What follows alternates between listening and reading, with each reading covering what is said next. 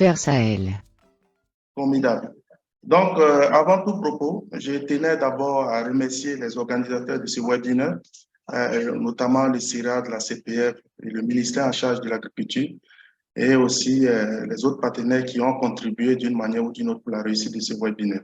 Alors, donc, moi, j'ai la charge de vous présenter la stratégie de promotion des bio-intrants au Burkina Faso. Et ma présentation sera axée sur 4 grands points, notamment un petit contexte. Ensuite, faire un peu un environnement des bio-intrants au niveau du Burkina Faso, présenter les initiatives qui existent et enfin terminer par le plan d'action du cadre de concertation des acteurs de bio-intrants qui, à ce niveau, aura 5 sous-points. Alors, en ce qui concerne le contexte, il faut dire que depuis un certain nombre d'années, au Burkina Faso, notre agriculture est dite conventionnelle. Alors, c'est dite conventionnelle, pourquoi? Parce que c'est une agriculture qui fait usage des produits chimiques de synthèse, notamment les produits fertilisants chimiques et les produits phytosanitaires. Et tout ça, c'est dans le but effectivement d'accroître la productivité. Malheureusement, cette action d'utilisation des produits phytosanitaires chimiques et fertilisants chimiques ont des conséquences, voilà, ont des conséquences sur notre environnement. Et cela est révélé par plusieurs études scientifiques qui ont en tout cas révélé des effets néfastes de ces utilisations, de ces produits de synthèse sur les sols, les eaux et l'émission des gaz à effet de serre. Sans oublier même des cas de maladie et aussi des décès que nous avons dû constater dans certaines localités au niveau national, notamment dans la région du centre-ouest et dans la région du sud-ouest. Alors, si nous nous plaçons sous l'angle d'une approche basée sur les droits humains, il faut dire que le droit à l'alimentation fait obligation à nos différents États de mettre en œuvre des mesures de protection, surtout pour des personnes vulnérables, et d'élaborer des prescriptions en matière de sécurité alimentaire pour garantir la qualité et l'innocuité des produits alimentaires. Et cela est publié effectivement et justifié effectivement dans le rapport de l'ONU et publié en 2017. Alors donc, il incombe à nos États, à nos différents États, de faire respecter, de protéger et aussi de donner à nos populations et à tous les utilisateurs une alimentation saine. Voilà, et c'est vraiment ça le droit à l'alimentation basé sur l'approche, basé sur les droits humains. Alors, par rapport à cette réflexion, il faut dire que des réflexions sont mises sur table et l'un des défis majeurs de l'agriculture est effectivement arriver à comment réduire l'utilisation de ces produits phytosanitaires-là, ou en tout cas faire réduire les problèmes de santé publique, les problèmes de pollution de notre environnement. La bonne nouvelle, c'est que depuis un certain moment, je pense que M. Savadogo Adama a présenté en long et en large la stratégie nationale de l'agroécologie. Depuis un certain moment, le Burkina Faso dispose notamment d'une stratégie nationale de développement de l'agroécologie, avec comme objet, il a si bien dit dans sa première présentation, d'accroître la durabilité de notre production agro-silvopastorale par l'intensification de l'agroécologie. En ce qui concerne mon sujet, notamment la question des bio-intrants, il n'est pas occulté dans ce document de stratégie. Je pense que M. Savadogo est revenu encore sur ça, notamment à l'objectif spécifique 1.1 et à l'effet attendu 1.2, où l'un des indicateurs clés est en tout cas une part de subvention allouée aux intrants et matériels adaptés à l'agroécologie pour une cible de 35% en 2027. Et là, c'est vraiment l'occasion pour nous de remercier et saluer encore l'ensemble des ministères et l'ensemble des acteurs qui ont œuvré vraiment à la validation de ce document, qui est vraiment un document stratégique pour nous, acteurs de l'agroécologie. Alors, cependant, pour la mise à l'échelle de l'agroécologie, il y a également des défis. Il y a des défis au niveau des pratiques pour prétendre une mise à l'échelle au niveau national. Et par rapport à cette mise à l'échelle, ce défi, il faut dire que l'un des facteurs clés que nous avons identifiés, c'est la promotion ou en tout cas le développement des bio-intrants. Alors donc, c'est de vraiment travailler à faciliter l'accès de ces bio-intrants aux exploitations familiales agricoles qui, pour nous, pourraient contribuer en tout cas à la mise à l'échelle de l'agroécologie sur notre territoire.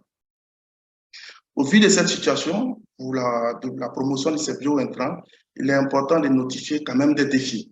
Et là, nous avons identifié trois éléments de défis qui sont situés au niveau de l'offre, de la demande et au niveau du cadre politique. En ce qui concerne le défi au niveau de l'offre, il faut signaler, c'est entre autres, vraiment la faible maîtrise de ces procédés de production à grande échelle et aussi un accès difficile aux matières premières, notamment pour la production notamment du compost ou en tout cas des biopesticides. Au niveau de la demande, il y a la question de l'inaccessibilité géographique de ces biointrants. Ça a été prouvé lors d'une étude réalisée par Rissa Bobo. Il y a également aussi l'efficacité limitée de certains biopesticides. Il y a même aussi la méconnaissance même de ces biointrants, notamment biopesticides ou nos fertilisants, par certains utilisateurs, directs ou indirects. Au niveau du cadre politique, le dispositif institutionnel d'encadrement de la filière des biointrants est assez faible au niveau du ministère. Si on prend un peu les départements en charge des questions des intrants, le dispositif d'encadrement est très faible et peu de biointrants bénéficient d'homologation et de réglementations spécifiques adaptées par les services compétents.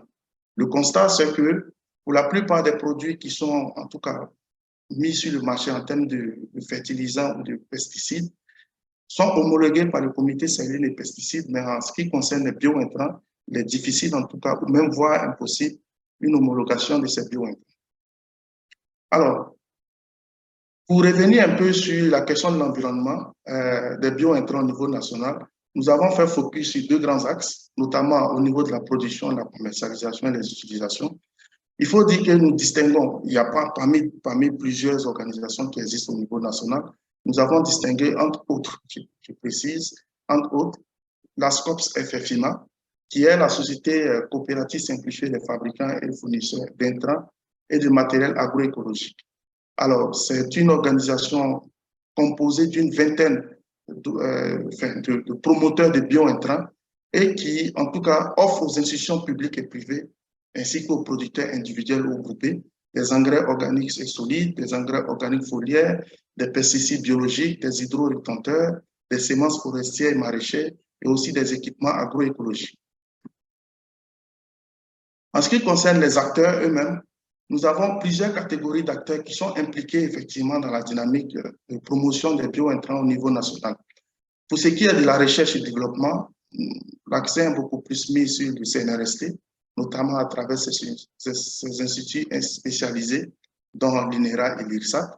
Au niveau des questions d'homologation, de certification et de la réglementation, j'avais parlé tantôt du CSP, Comité sahélien des pesticides, il y a la CONACE, il y a la DPVC qui est une institution publique, il y a des organismes de certification biologique qui effectivement certifient certains biopesticides, il y a également le Bureau national des sols, le BUNASOL, qui en effet effectue des analyses des sols, des eaux, des végétaux et des engrais à des fins agricoles.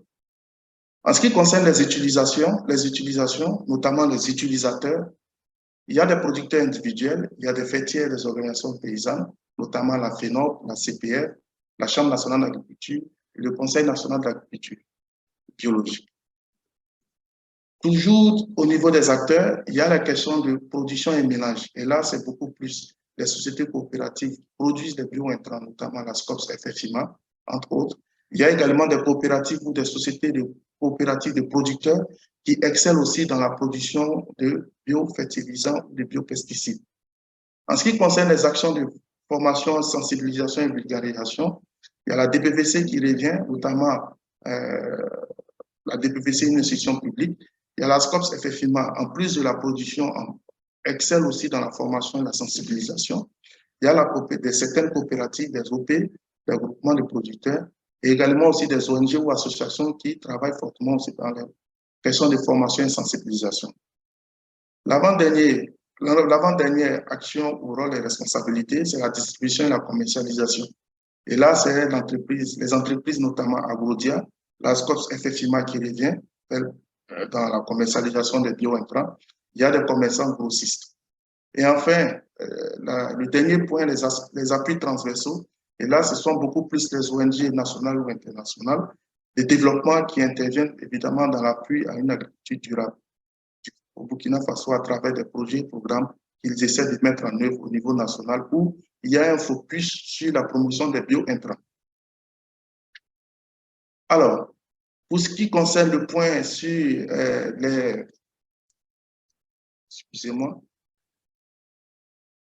les initiatives, voilà, des points importants sur les initiatives. Il faut signaler qu'à ce niveau, nous avons axé notre initiative. Les initiatives qui existent évidemment au niveau national sont axées sur deux grands points, notamment sur les aspects du plaidoyer, sur les bio-intrants. Et là, nous avons 4 types d'acteurs selon un certain nombre de critères identifiés. Et ces critères sont notamment, entre autres, les intérêts, c'est-à-dire de savoir comment est-ce que les organisations ou les producteurs sont impliqués, quels sont les intérêts qui les amènent à aller vers une action de plaidoyer, ou encore l'impact. Est-ce que le plaidoyer qui sera mené en faveur des bio-intrants aura des effets positifs ou négatifs? Et tous ces critères-là nous ont permis en tout cas de faire ressortir ces 4 grands groupes d'acteurs, notamment les alliés pour les actions de plaidoyer. Nous avons entre autres la FFIMA, SCOPS, la CPF, le Sénabio, la FENOP et certaines organisations internationales, notamment les ONG belges, Autre-Terre, Roderick Delen.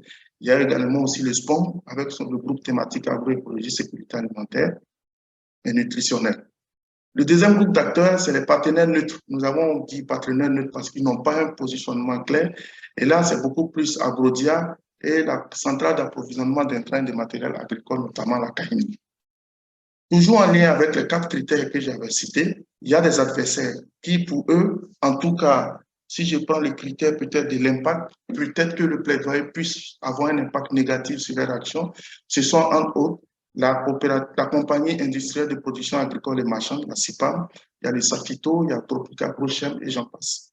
Et enfin, les cibles du plaidoyer, vous remarquerez que les cibles du plaidoyer sont beaucoup plus les institutions étatiques, notamment les directions des intrants, la DIMAP, la DGS, le BUNASOF, la TPVC, et j'en passe. Et beaucoup plus, ce sont ces institutions-là qui peuvent, en tout cas, contribuer à faire changer un certain nombre de choses au niveau des dispositions en la matière ou de la réglementation en la matière. Pour ce qui concerne toujours les initiatives,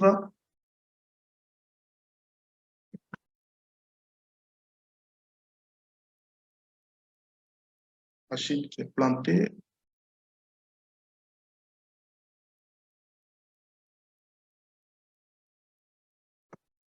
OK, c'est bon. Alors, en ce qui concerne les actions de promotion des bio-intrants, toujours en lien avec les initiatives existantes au niveau national, il faut dire qu'au Burkina Faso, durant ces 10 dernières années, les bio-intrants sont de plus en plus utilisés, malgré en tout cas l'un des défis, notamment la faiblesse de l'offre. Et en termes de promotion des bio-intrants, nous avons relevé un certain nombre d'activités ou d'actions, je dirais ça comme ça, qui sont mises en œuvre pour en tout cas contribuer à la promotion et au développement des bio-intrants. Nous avons entre autres la promotion des pratiques agroécologiques et avec un focus spécialement sur le label bio-SPG promu par le Conseil national de l'agriculture biologique, qui est un outil de certification biologique basé en tout cas, qui met l'accent vraiment sur le marché local.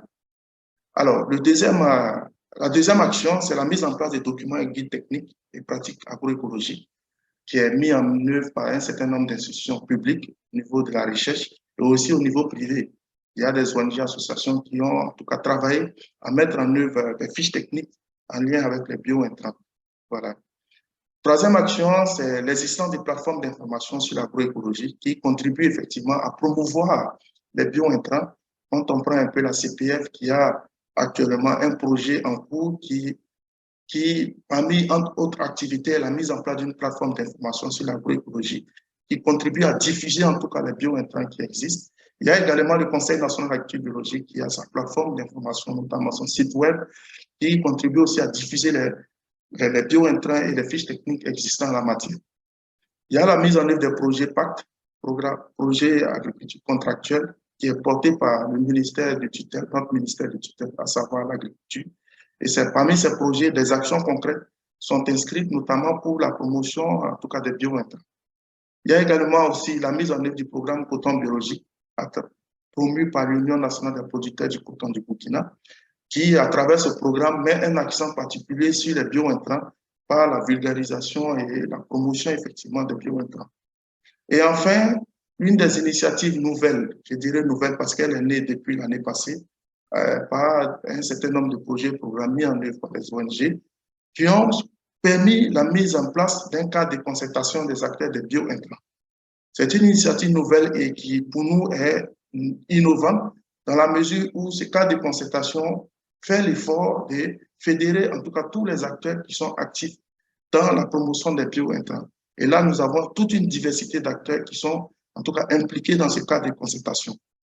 Et depuis un certain moment, la réflexion a abouti à l'élaboration d'un plan d'action qui va en tout cas contribuer à promouvoir les bio-intrants au niveau national. Et le plan d'action a été validé, je dirais, ce mois-ci, le 22 mars, par l'ensemble des acteurs qui étaient présents. Alors, rentrant dans son plan d'action, il faut dire qu'il y a eu une analyse plus pointue qui a été faite, notamment l'analyse SWOT sur, en tout cas, la promotion des bio-intrants. Je ne vais pas toutes les citer, mais en termes d'opportunités et de menaces, nous avons pu recenser un certain nombre d'éléments qui nous ont permis, en tout cas, d'avancer, en tout cas, dans la conception de ce plan d'action. Entre autres, comme opportunité, il y a la forte demande des bio-intrants, il y a l'engagement du ministère en charge de l'agriculture à travers la stratégie nationale, il y a la crise ukrainienne, et la hausse des fertilisants chimiques qui sont aussi considérés comme des opportunités. En termes de menaces, entre autres, il y a la pression des lobbies des industries chimiques, il y a l'absence de réglementation pour en tout cas cadrer les bio-intrants au niveau national, notamment les biofertilisants, les biopesticides. Et malheureusement, il y a la porosité de nos frontières qui occasionne les entrées frauduleuses des biopesticides dans nos territoires. En termes de force, il y a l'avantage, il y a des diversités d'initiatives au niveau des entreprises et au niveau des institutions publiques, notamment au niveau de la recherche burkinabé, des biopesticides qui existent et des biofertilisants. Il y a l'existence des acteurs engagés pour la promotion des bio-intrants. Il a parlé tantôt aussi du cadre de concertation des acteurs des bio-intrants qui a été mis en place. Et en termes de faiblesse, nous notons toujours la faible collaboration entre la recherche et les innovateurs et même les promoteurs des bio-intrants. Il y a également le faible développement des chaînes de valeur agroécologiques et actives-biologiques. Donc, voilà un peu une image, je dirais ça comme ça, de notre analyse pointue SWOT qui nous a permis quand même d'aboutir à une logique d'intervention concrète. Et cette logique d'intervention comprend 7 effets. Je ne vais pas toutes les citer, mais il faut comprendre que ces 7 effets sont beaucoup plus arrimés à 3 objectifs spécifiques. Et les 3 objectifs spécifiques sont notamment l'objectif spécifique 1, qui porte sur les politiques cohérentes et un cadre réglementaire stimulant l'essor des bio-intrants. Et à cet effet, nous avons 3 effets attendus, notamment l'effet 1, l'effet 2 et l'effet 3.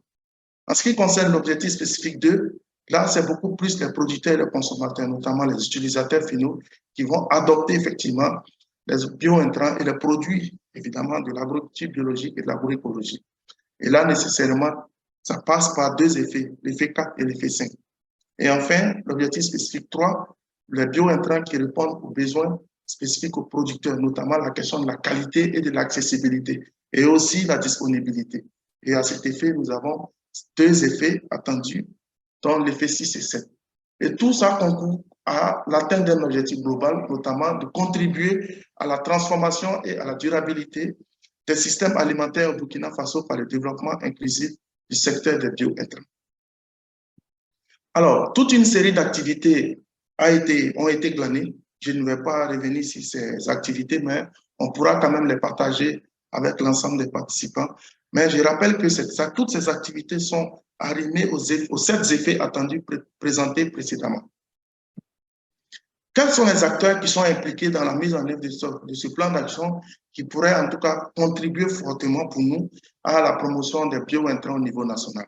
Au niveau des acteurs, nous avons identifié le Sénabio en tant que faîtière des acteurs de l'agroécologie, de l'agriculture biologique, avec des actions concrètes, notamment la mise en relation entre les acteurs des chaînes de valeur, la mobilisation des ressources, peu importe finances ou techniques. D'autres acteurs identifiés, il y a les entreprises des bio-intrants qui vont, en tout cas comme action, notamment, c'est de renforcer les capacités techniques au managérial, c'est d'améliorer la qualité des intrants qui seront mis sur le marché, c'est d'améliorer aussi la question de la disponibilité des bio-intrants. L'autre acteur identifié, c'est la recherche et les innovateurs. Et là, c'est vraiment mettre au point des produits innovants et efficaces. C'est également aussi d'offrir des cadres et espaces pour tester et valider les nouveaux produits, la question de l'homologation que nous avons tantôt évoquée.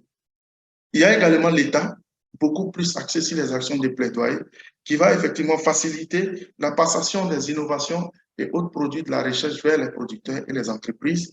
Également aussi, adapter les curricula de formation des techniciens vulgarisateurs. Je pense que cette action a été relevée dans la stratégie nationale de l'agroécologie présentée par M. Salvatore Adama. Nous n'avons pas occulté les institutions de finances et les institutions de microfinance qui vont contribuer effectivement à soutenir des contrats, pourquoi pas, de collaboration multi-acteurs et aussi soutenir peut-être aussi des événements de promotion des bio-intrants.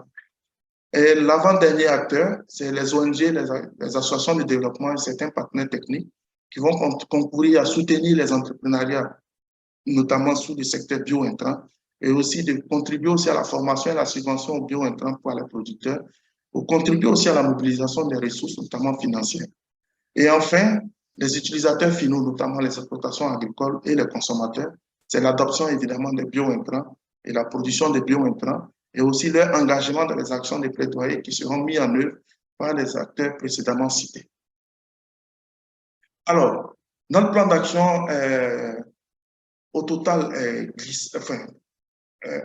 va sur 3 ans avec un financement global qui tourne autour de plus de 500 millions, avec un plan de financement qui se présente comme suit. Nous avons pu identifier en tout cas 5 acteurs, notamment des entreprises et les PME des bio-intrants. Il y a l'État à travers la stratégie nationale de l'agroécologie. Il y a certains partenaires techniques et financiers. Il y a des ONG, des associations de développement. Il y a des privés, c'est-à-dire lors des événements qui seront organisés par les acteurs, ceux qui vont contribuer à l'organisation pourront aussi reverser une quote-part pour, en tout cas, remobiliser les ressources pour la mise en œuvre du plan d'action pour la promotion des bio-intrants. Alors, quelques défis, je pense que j'avais déjà évoqué ça dans ma présentation. Je reviens encore sur ces défis, mais qui ont été pris en compte dans le plan d'action. Mais ces défis, pour nous, en tout cas, constituent en tout cas une épine dorsale, notamment le cadre réglementaire des bio-intrants, qui n'existe pas pour le moment. Il n'y a pas de normes nationales sur les bio-intrants. Quand même, recadrer un peu ce secteur-là. Il y a la question aussi de l'inadéquation des finances bancaires des promoteurs. Si un promoteur veut soumettre à un financement, enfin, à un prêt bancaire ou tout autre, c'est quand même un défi majeur pour ces promoteurs-là. Il y a aussi la question de financement de la recherche pour l'agroécologie. Nous espérons, en tout cas, avec la stratégie nationale de l'agroécologie, pourrait résoudre ce problème. Et enfin, la communication technique sur les bio-intrants, notamment à travers les fiches techniques qui sont développées par les promoteurs qui sont insuffisamment communiquées au profit des utilisateurs finaux ou directs ou indirects. Alors, donc, je vais m'arrêter là pour ma présentation et je tenais vraiment à vous remercier pour votre aimable attention.